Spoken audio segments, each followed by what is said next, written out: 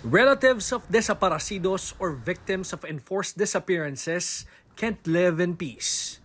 Months, years, or decades have passed, but the pain caused by uncertainties and lack of closure lingers. Like Ligaya Portajada, whose husband, a labor union leader, was abducted in 1987. Noon ang nagtatanong lang, mga anak ko, Nay, asan si tatay? Ngayon, mga apo na po namin ang nagtatanong sa amin. Kaya parang sa tuwing magtatanong na po yung mga anak namin, apo namin, dagdag na naman po ng bigat sa dibdib. Kasi hindi namin maipaliwanag sa kanila kung ano po talaga ang nangyari. Nicole, meanwhile, believes her older brother, Norman Ortiz, is still alive.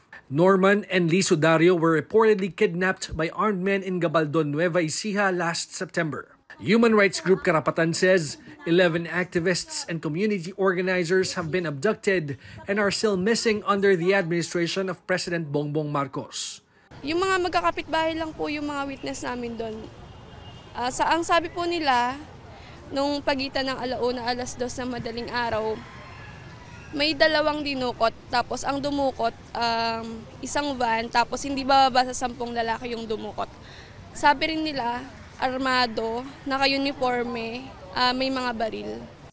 Environment activists Jed Tamano and Jonila Castro joined the gathering and expressed their support for the families of the missing.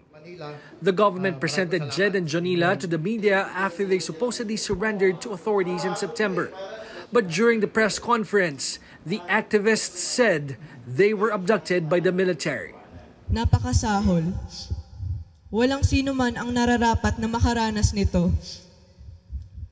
Para sa mga nasa likod nito, hindi sapat na dahilan ang prinsipyo namin para pagmalabasan nyo kami. Kaya nga rin natin ito ginagawa para dadating yung araw na magiging tunay tayong malaya mula sa lungkot, pangungulila at pagsasamantala ng ganitong klaseng estado. Para darating yung araw na wala ng mga magulang na mawawalan ng anak. Wala ng mga anak na mawawalan ng magulang. Unlike those who lost their loved ones, relatives of desaparecidos say they do not have remains of their family members to bring home and bury. Despite this, they still hope that one day their missing loved ones will return home safe.